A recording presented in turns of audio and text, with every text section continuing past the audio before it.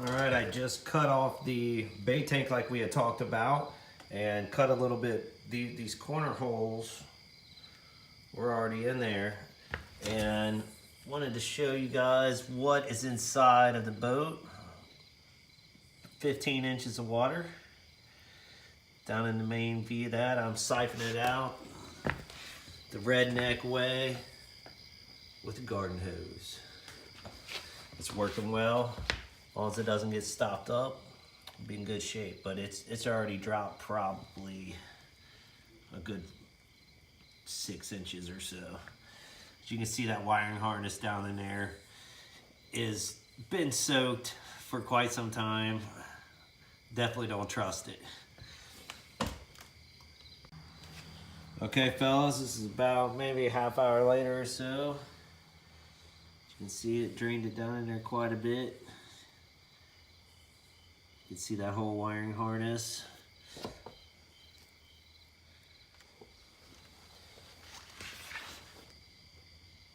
Okay, I just opened this hatch, and let me tell you something. It is scary looking.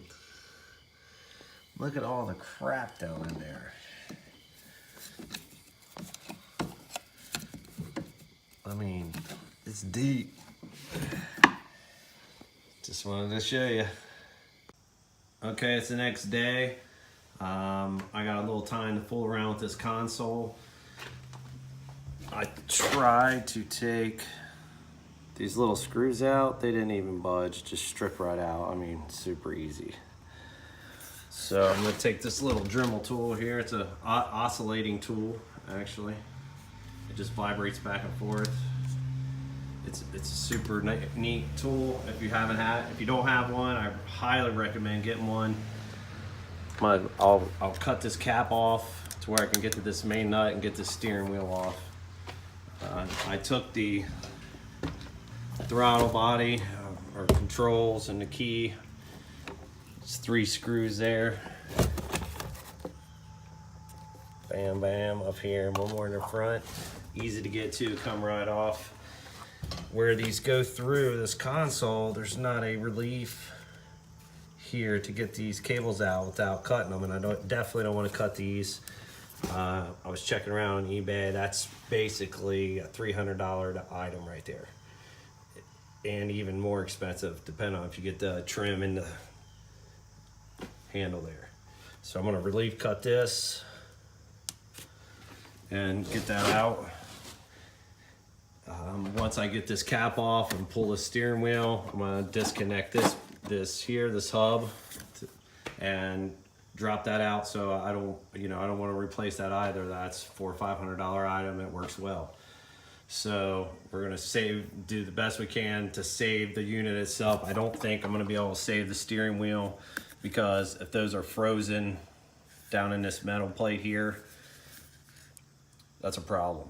I can cut those off with that little oscillating tool and then try to get them out with some pliers, but if it snaps off inside there, in my mind, garbage. So may have to get a new steering wheel, which I was kind of planning on doing that anyway. On the console here, it's got these old toggles, about 35 bucks to 45 or so dollars. You can get those real nice switch plates. They even have it to where they have 2 USBs in it, 12-volt plug-in, and a lighter. So that's definitely getting replaced. All these gauges here, we get them replaced. I'm just going to be taking this piece off of it, cutting a new piece of acrylic, drilling it out, putting some new gauges in there, because the back of these are pretty corroded. There was a stereo here. I mean, basically with the plugs, it's just hanging there. It wasn't even plugged in anything. So I should be able to get this off today, and we'll see what it looks like. Well, I'll tell you what, look at that. That was just a damn cap on there. They have 1 screw in it. I had her about halfway zipped off there. and the vibration of it caused it to pop off. Couldn't trick me. Look at that. It did. It got me. I thought for sure those were screwed on there. It's not a threaded part one in that, just a nut. Well, live and learn. The steering wheel is off. So all I have to do now is take these 3 bolts out. Got nuts on the back, and it'll allow me to work this motor out of that and away from the console here. It's this, your main steering line. This here, pretty self-explanatory. This cover plate goes on here, and there's this little key that fits in that. There's a slot there that tabs into. And the steering wheel is somewhat pressed on after you get that bolt off. So I took a little pry bar, put a little pressure on it, put the nut back on the end of the bolt, and then tapped it with the hammer. You put that nut on there so you don't damage the threads. Okay, console is out. As you can see, big boat. Plenty of room. I went ahead and put some garbage bags on these just to protect them, keep the fiberglass dust off of them while we're cutting out the floor. Okay, here we are. I decided to I cut that right at that seam all the way around. The floor is officially cut loose. Let's see if I can get you a shot. And it is completely cut. Up here you can see I left some corners that hang out, so I got something to attach to, but it's completely loose. This front section, you can kind of see that. See how dark the line is, how much width we have there, and how it comes up level. That tells me that, you know, there's really no support in there, and it comes back up here. So that was one of the original reasons, obviously, we're doing this, is because the floor is so soft. Once the deck here was cut, it exposed, whoever cut that way back when, they exposed the edge here and didn't put any kind of silicone sealant or any kind of sealant on this, so when it sit out in the rain, it just absorbs it like a sponge. It's wrapped both sides with fiberglass, and that keeps that wood very dry in there. So when you expose any part of it to moisture, it's just going to absorb it right up. The main center beam here, I raked this back. It's actually still solid. Hit it with the screwdriver. So that's great news there. Just wanted to give you an update. As you can see, both these seats have already been patched. You see that piece of plywood? Been cut through and patched in from however it was done originally. That one over there is the same way. It's kind of hard to tell, but it's super loose. I have drywall screws holding it on. Not the proper application here. I'm getting ready to cut these out just to take some of the weight off of the platform in the front, so I want to start removing the deck. Be a little easier to handle. The seats are out. So I just wanted to kind of go over with you the plan on how to remove this deck. I'm going to do it in sections. I'll be cutting across here. Right on the inside of, you know, about, let's say 2 inches, 2.5 inches, to give myself room, make sure I don't hit that support beam.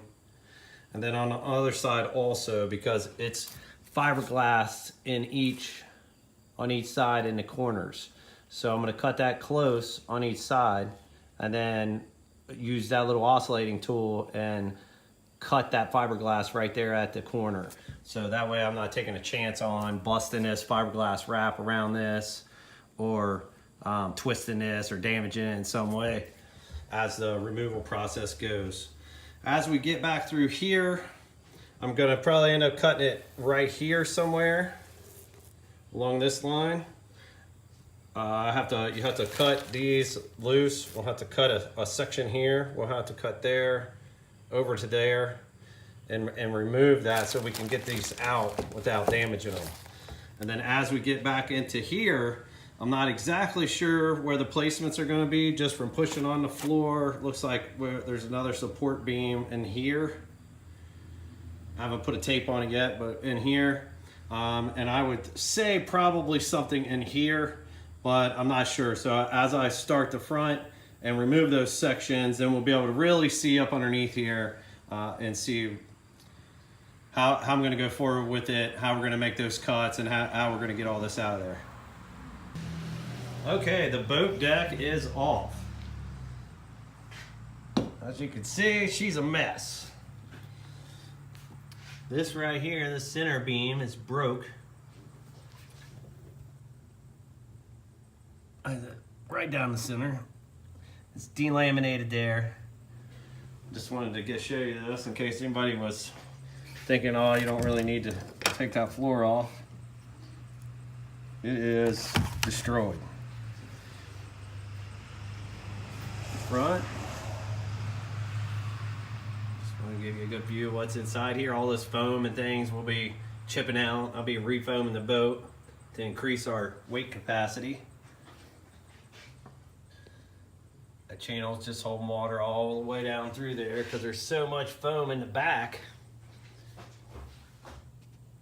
that the plug stopped up. This is just a cheaper line of foam. Here's some interesting stuff. It looks like they used some filler. So they didn't really even foam the entire thing. I see some over there also.